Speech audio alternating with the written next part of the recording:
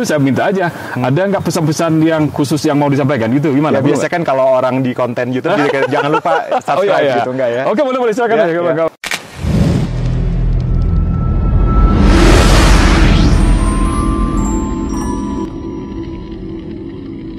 Salam Jabat Erat dari Jakarta. Ibu bapak dan para sahabat The Busy Blinks dimanapun berada, senang sekali rasanya kita bisa berjumpa kembali melalui YouTube channel yang senantiasa kita nanti-nantikan ini. Banyak sekali yang bisa kita pelajari dari profesional muda Indonesia yang telah sukses dalam menjalankan karir baik di Indonesia maupun di luar negeri. Ternyata teman-teman, profesional muda Indonesia banyak sekali yang meraih sukses di luar negeri. Kali ini kami akan mengajak para sahabat The Busy Blinks untuk mendengarkan serta berbincang-bincang dengan Duta Besar RI Bapak Albusyra Basnur dengan Bapak Arwin Ludiansyah. Beliau merupakan seorang profesional muda yang telah meraih sukses di luar negeri. Yuk, mari kita simak bersama-sama. Hai, salam dari Addis Ababa. Para sahabat The Busy Blinks dimanapun berada, baik yang ada di Indonesia maupun di luar Indonesia, berbahagia sekali kita pada hari ini. Kita menerima kehadiran sahabat kita, Pak Ludi, bersama keluarga, Bu Tami dan anak-anak. Pak Ludi, nama lengkap beliau adalah Arwin Ludiansyah, tetapi biasa kita sebagai panggilan sahabat, panggilan dekat kita panggil Pak Ludi. Beliau adalah keluarga ini ya, adalah diaspora Indonesia yang saat ini bermukim dan bekerja di Addis Ababa, Ethiopia. Beliau sudah berada di Ethiopia 2 tahun 3 bulan. Tetapi lebih baik saya serahkan kepada Pak Ludi untuk memperkenalkan diri bersama keluarga kepada kita semua. Pak Ludi, terima kasih banyak telah bergabung dengan kita, Bu Tami dan anak-anak. Selamat datang di The Busy Blinks. Baik. Pertama, terima kasih banyak Pak Al atas undangannya nih untuk berada di KBRI dan juga berada di channel The Busy Blinks. Dan juga selamat sore dari Addis Ababa untuk para pemirsa dan subscriber channel The Busy Blinks. Perkenalkan, nama saya Ludi dan ini istri saya Tami. Halo. Dan ini anak saya Fatih dan juga Rashad. Hai. Kita sudah berada di sini di Addis Ababa sejak bulan September 2018. Mas Ludi, bisa nggak diceritakan mimpi apa, ada apa gerangan, cita-cita apa, kok tiba-tiba rasanya ya dari Indonesia, jarak Indonesia dengan Ethiopia ini kan jauh sekali, ada sekitar 8.000 kilometer. Tetapi ternyata langkah kaki suratan membawa Mas Ludi dengan keluarga hidup di Ethiopia ini. Gimana ceritanya itu Pak? Bisa nggak ceritakan sedikit kepada kita semua? Baik Pak, untuk memulai cerita itu enaknya dimulai dari why-nya saya, start with the why. Yeah. Nah, salah satu why utama saya adalah saya ingin I wanna see the world, Pak. Saya ingin melihat dunia karena mindset saya adalah hidup terlalu pendek untuk stay di satu bubble saja di tanah air tercinta. Jadi saya ingin sekali melihat dunia dan terutama membawa anak-anak dan juga istri untuk melihat dunia bersama. Dan ternyata dunia itu luas sekali. Luas sekali. Ya. Betul. Nah, bagaimana untuk bisa melihat dunia itu, bagaimana caranya kok bisa tiba di Ethiopia? Oke, jadi rupanya jalurnya yang saya ambil adalah karena saya bekerja di perusahaan multinasional. Jadi memang kesempatan terbuka lebar. Selama kita ada willingness dan mau memberikan effort, kesempatan itu ada untuk bekerja di role yang berada di luar negeri. Karena perusahaan yang tempat saya bekerja, dia banyak, bisa dibilang banyak lokasi-lokasi di negara lain. Nah, sebelum di Ethiopia, Mas Ludi bersama keluarga pernah di negara mana saja atau langsung dari Indonesia ke sini? Kita sebagai satu unit sekeluarga ini baru pertama kali. Jadi ini pengalaman di luar negeri di Ethiopia. Langsung ke Afrika Timur. Langsung ke Afrika Timur. Nah, jadi artinya Mas Ludi berkarir. Jadi kawan-kawan para sahabat The Busy Blinks, Mas Ludi ini bekerja sudah disebutkan, bekerja di sebuah perusahaan multinasional milik perusahaan asing.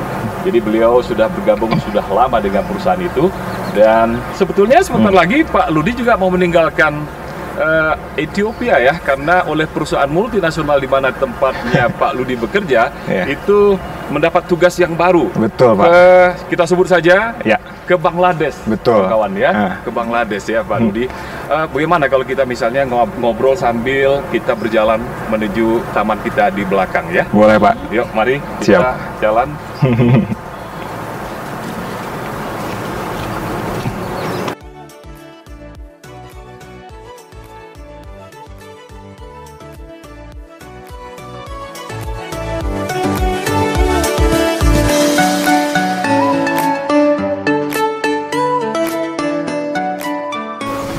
Nah, para sahabat, kami bersama-sama sudah berada di salah satu taman belakang ya, Kedutaan Besar Republik Indonesia di Addis Ababa.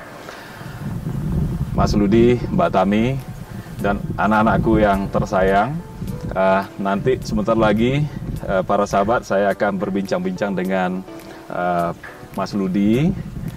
Namun sebelum itu saya ingin bertanya kepada Mbak Tami dulu nih ya, sebagai seorang wanita Indonesia, sebagai seorang ibu dari 2 anak, dan tinggal di Addis Ababa. Perasaan Mbak Tami tinggal di Addis Ababa, Ethiopia ini selama 2 tahun 3 bulan itu, apa perasaannya Mbak?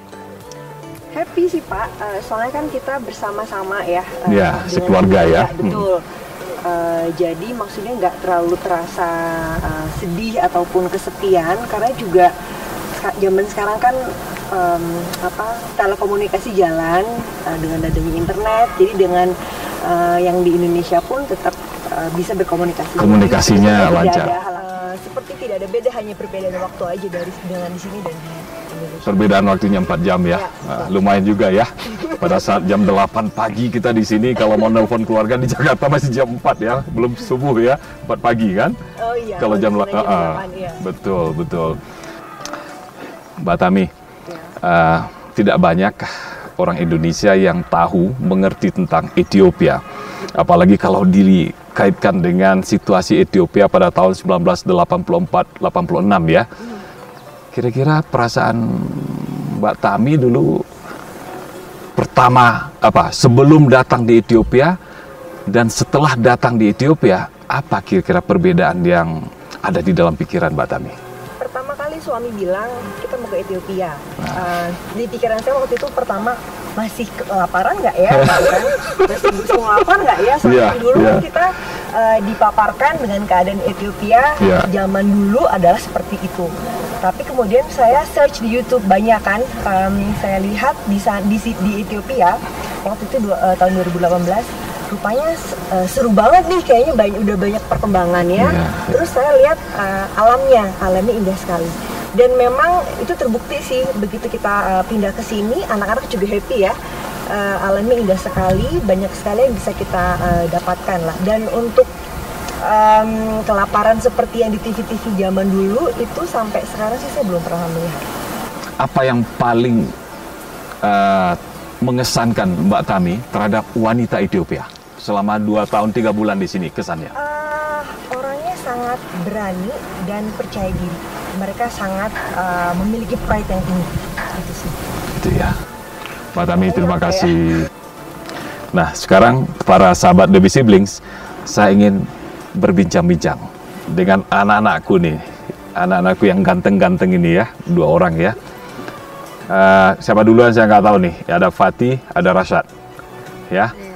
Kalian sekolah di sini punya teman orang Ethiopia? Punya ya? Iya. Dengan mereka, apa kesan kalian anak-anak sekolah Ethiopia di sekolah? Mereka semua orangnya baik-baik. Baik-baik ya? Iya. Kalau bercerita, ngobrol-ngobrol tentang apa saja biasanya? Yang kita suka, yang kita jadi teman kan, kita biasanya tahu kita kayak kita tahu kita suka sesuatu, dan biasanya kita ngomong itu. Oh gitu ya. Kalian pernah cerita, berbincang-bincang atau bercerita-cerita tentang Indonesia? Pernah. Nah, mereka tahu nggak tentang Indonesia? Nggak terlalu tahu sih. Nggak terlalu tahu. Kalian yang memberitahu? Iya. Ya. Dan mereka ingin tahu tentang Indonesia kah? Mereka sih kayaknya nggak, kalau Indonesia tuh nggak kayak, bukan mereka yang memulai omongannya. Biasanya kita yang mulai, kayak tahu nggak di negara kita ada ini gitu. Iya. Apa yang menarik buat kalian tentang anak-anak teman-teman di sekolah orang-orang Ethiopia? Mereka jago olahraganya. Olahraga ya, apa itu? Bola atau apa? Atau Bola, lari? Basket juga ya. Lain-lain. Oke, pokoknya senanglah bersekolah di Ethiopia ya. Iya. Selain dari orang Ethiopia, kalian kan juga sekolahnya di internasional ya Mas ya? Ya, dari mana lagi teman-teman di sekolah berasal dari negara mana saja? Ada banyak, ada yang dari Norway, Amerika. Oke. Banyak ya, dari bermacam-macam ya. Oke deh, pokoknya kalian senang Iya. sekolah di sini. Kalian mau meninggalkan Ethiopia segera, ya, pindah ikut papa, ikut mama ya. Apa perasaan kalian? Sedih banget. Sedih banget. Sedihnya itu apa? Ya, teman-temannya sekolah-sekolah. Kehilangan teman-teman ya sementara ya. Tetapi karena sudah ada internet, ada fasilitas komunikasi seperti Mama tadi bilang, kalian gampang ya. Oke deh. Makasih ya. Makasih ya. Kawan-kawan, selanjutnya saya akan berbincang-bincang dengan Mas Ludi ya. Oke, silakan kalian bermain. Kayaknya Bu Tami, Ibu Weni sedang sudah menunggu kelihatannya ya. Silakan ya bergabung. Nah, kami dengan Pak Ludi. Silakan Pak Ludi. Duduk Pak Ludi. Oke. Mas Ludi, tadi Mbak Tami sudah bercerita dari versi seorang wanita ya. Bagaimana penilaian, tanggapan seorang ibu Indonesia, Ibu Tami, melihat Ethiopia sebelum dan setelah Bu Tami ada di sini.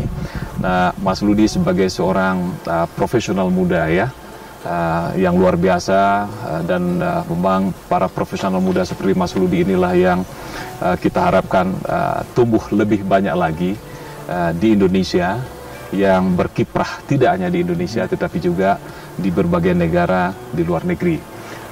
Termasuk tentunya di perusahaan multinasional yang Mas Ludi sekarang ini bekerja.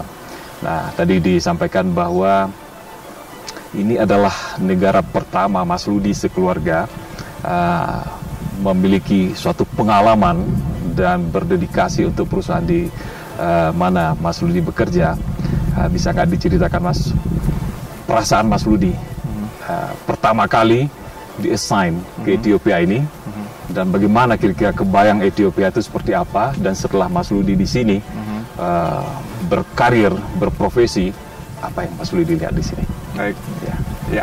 Jadi ketika pertama kali dapat info bahwa negara tujuan selanjutnya adalah Ethiopia, seperti tadi yang Tami ceritakan, pertama kita research dulu untuk tahu seperti apa gitu. Jadi dari hasil research itu tadi kita lihat yang on paper lah, metrik yang on papernya, oh ini negara dengan population terbesar kedua di benua Afrika, salah satu negara yang pertumbuhan ekonominya paling tinggi, seperti yang Pak Al sering juga ceritakan, double digit selama bertahun-tahun growth-nya kan ekonomi. Jadi aspiring country lah untuk industrialization gitu. Jadi itu yang saya lihat di awal.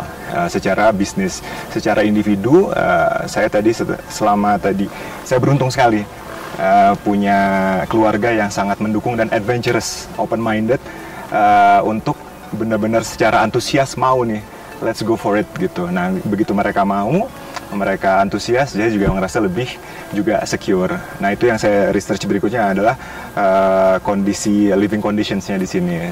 Saya lihat juga ini kota internasional Pak ya, Africa Union headquarter di sini, UN juga punya headquarter di sini. Disebutkan sebagai diplomatic capital of Africa ya. Exactly. Ya, jadi saya pikir akhirnya dari kalau ditanya why, kenapa Ludi kok mau ke Ethiopia, jawaban saya waktu itu akhirnya saya ketemu kesimpulannya why not. Dan anak-anak pun waktu itu kira-kira ya, memang mereka masih umur berapa ya anak-anak waktu itu? Waktu itu mereka 2 tahun yang lalu berarti umur 8 dan 9. Nah, pokoknya mereka pasti excited aja cuman ya apa? Saya beruntung sekali, mereka hanya punya excitement aja, nggak ada second guessing atau apa. Jadi semua positivity saja. Ya. Nah, setelah sampai di Addis Ababa Mas ya. Mas Ludi kan tinggal di capital city of Ethiopia. Jadi bukan di kota-kota yang berada di daerahnya ya. Betul. Kesan pertama kali melihat kemajuan Addis Ababa itu memang sesuai dengan apa yang Mas Ludi lakukan, riset-riset melalui internet atau literatur yang lain ya. Mungkin bisa disebutkan perusahaan tempat tinggal apa perlu disebut? Boleh. Jadi saya industrinya, saya bekerja di suatu perusahaan asal Swedia yang line of bisnisnya fashion retail. Jadi saya sendiri bekerja di function manufacturingnya. Ya, jadi kita di sini memproduksi basically apparel, baju mulai dari t-shirt, kemeja, legging sampai kaos kaki dan celana jeans. Oh, beraneka ragam itu. produk yang dibikin oleh perusahaan, dan itu untuk diri ekspor atau untuk semuanya ekspor? Ekspor semua ya. Ya, majority ke Amerika dan ke Eropa. Ya, gitu. Mas Ludi tentu mempunyai banyak sahabat orang Ethiopia.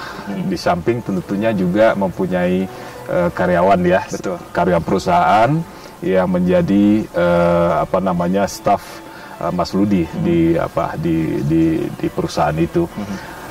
Kesan apa yang Mas Ludi bisa sampaikan tentang cara-cara para pekerja Ethiopia melakukan pekerjaannya, dan hal-hal apa kira-kira yang perlu menjadi perhatian atau mungkin juga menjadi suri tauladan bagi kita di Indonesia dalam rangka meningkatkan kinerja. Jadi kalau untuk bicara tentang orang Ethiopia, yang paling saya berkesan dan tadi juga disampaikan sama Tami, yang paling stick out dari karakter mereka adalah pride. Bisa diartikan pride atau bisa diterjemahkan juga self confidence. Jadi saya bisa bilang bukan high self confidence lagi, ini ultra self confidence. Itu bisa diambil, tentu kalau orang dari sisi positifnya itu ada positifnya, dari sisi negatif tentu ada. Tapi kalau saya ambil dari yang sisi positifnya, karena saya selalu coba cari yang bright side-nya. Dari sisi positifnya adalah karena mereka punya high self confidence, jadi mereka they carry themselves tuh dengan dignified. Jadi boleh, kita memang boleh least developed country, LDC, ekonomi juga tidak jauh dibandingkan, apalagi dibanding negara kita, education level, tapi still mereka dignified gitu, sehingga efeknya kalau dalam contohnya tadi Bapak ambil ranah karir, convincing dan juga dalam expressing communication skillsnya juga bagus sekali. Gitu. Para sahabat The Busy Siblings, tadi disebutkan oleh Mas Ludi bahwa Ethiopia adalah salah satu negara least developed country, dan income per kapita dari masyarakat atau penduduk Ethiopia ini memang masih berada di bawah 1.000 US dollar. Mas Ludi, sekarang saya ingin menanyakan atau mendapatkan pandangan dari Mas Ludi, pendapat ya, bahwa tadi Mas Ludi sudah mengatakan bahwa Ethiopia, seperti juga sering saya sampaikan kepada kawan-kawan di Indonesia, Ethiopia dengan jumlah penduduk 112 juta jiwa, nomor 2 terbesar di Afrika penduduknya setelah Nigeria, dengan pertumbuhan ekonomi yang juga sangat tinggi ya Mas ya.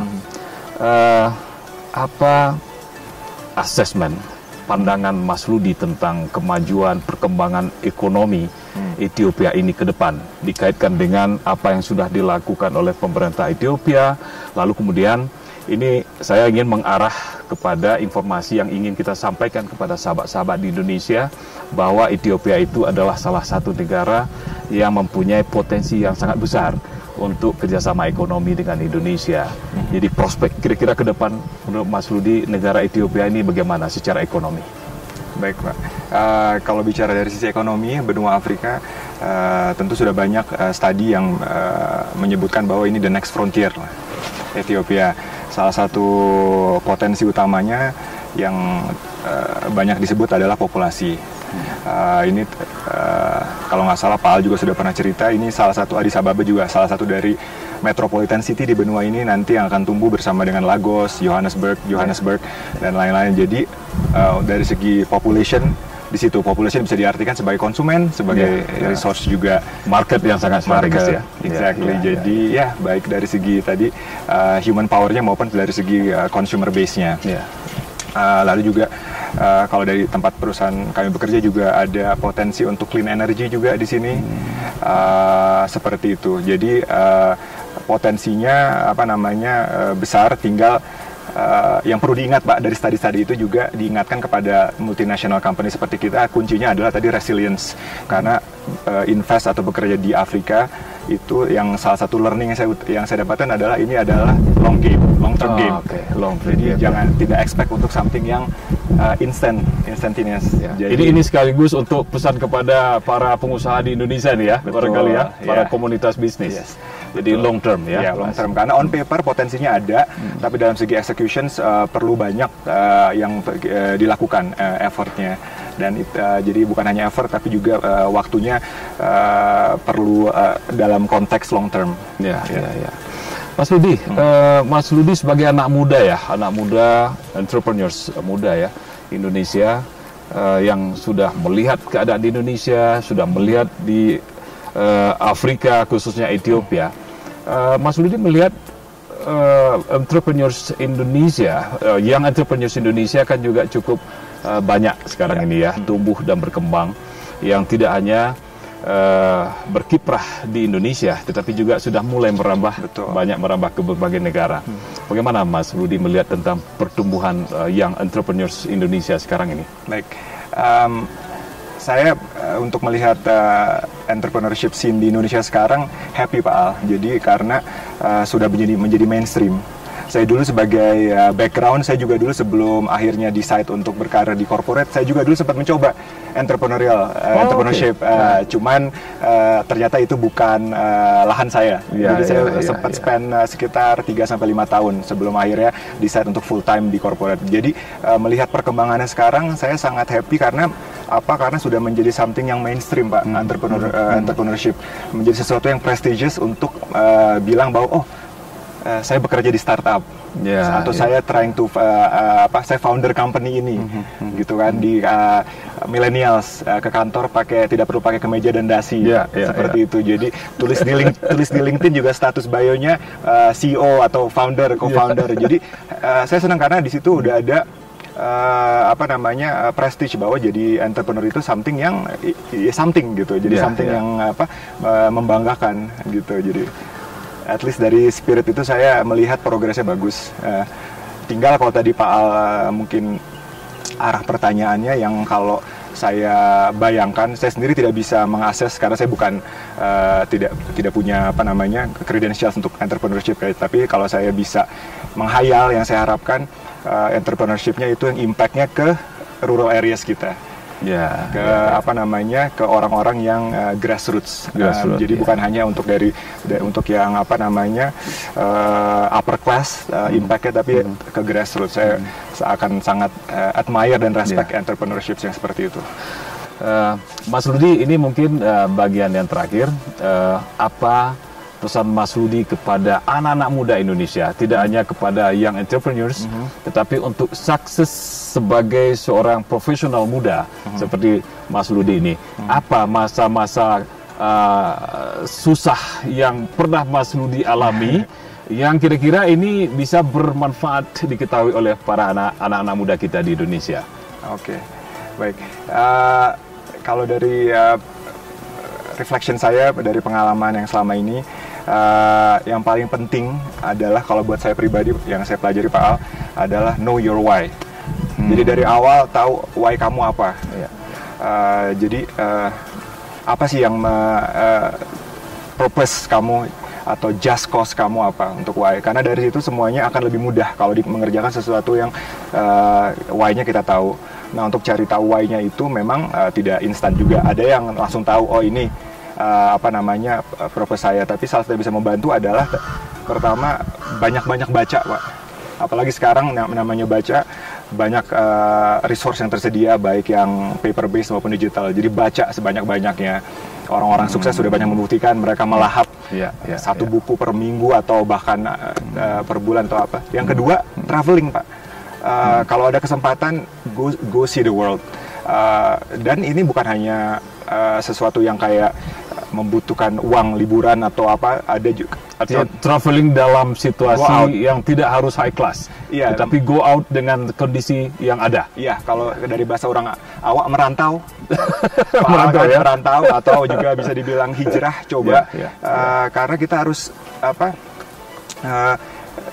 keluar dari bubble kita untuk melihat karena di luar sana ada apa. Dari situ kita bisa tahu, kita juga bisa menguji why kita dan juga menguji pemahaman kita untuk lebih baik. Jadi contohnya tadi Pak, untuk traveling ini contohnya beasiswa, atau kalau dimulai dari teman-teman yang masih bersekolah seperti saya dulu, exchange student Pak, kayak gitu. Kemana dulu pernah ikut?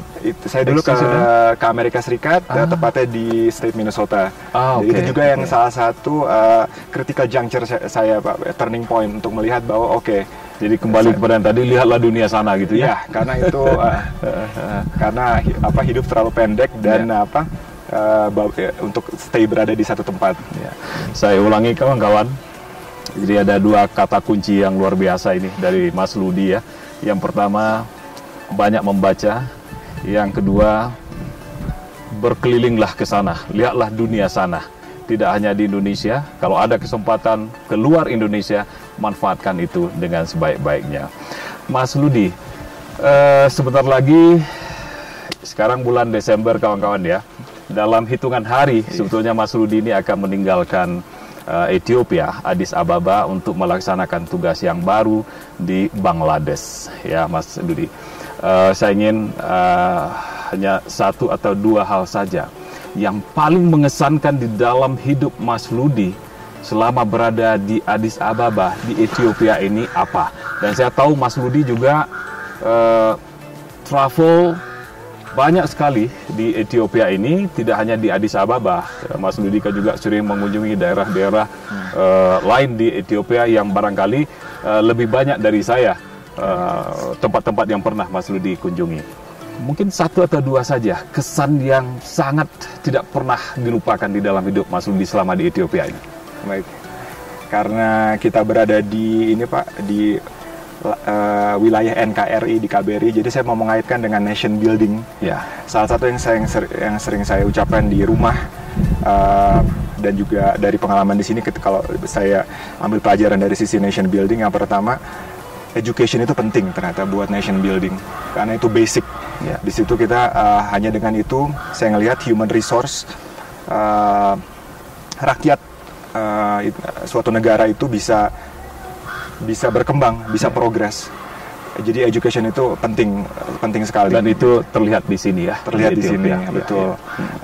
Jadi itu kunci. Jadi rakyat yang educated juga akan lebih mempermudah dan juga lebih sustainable pembangunannya.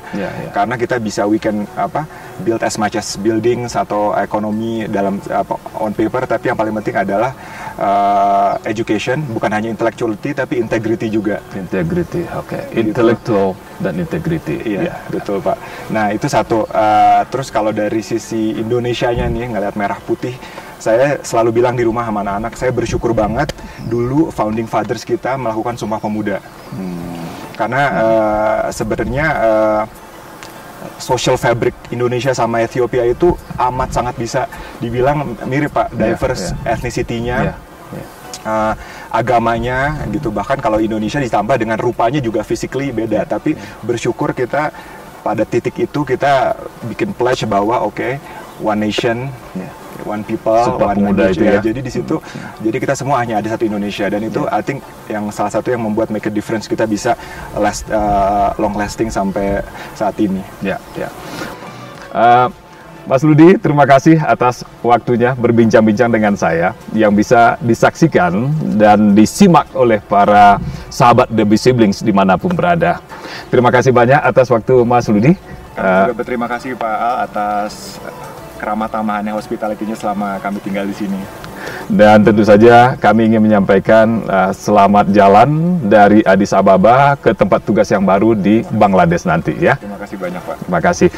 Baiklah para sahabat The Bee Siblings, demikianlah bincang-bincang saya dengan Mas Ludi, seorang profesional muda Indonesia yang sangat sukses baik di Indonesia maupun di luar negeri. Mudah-mudahan saja bincang-bincang kami tadi bisa bermanfaat untuk kita semua. Terima kasih. Salam dari Addis Ababa. Salam dari Addis Ababa. Wow, luar biasa para The Busy Siblings. Saya yakin bincang-bincang tadi semakin mendorong semangat serta menjadi salah satu sumber inspirasi bagi kita semua, terutama generasi muda. Sampai jumpa pada edisi The Busy Siblings berikutnya.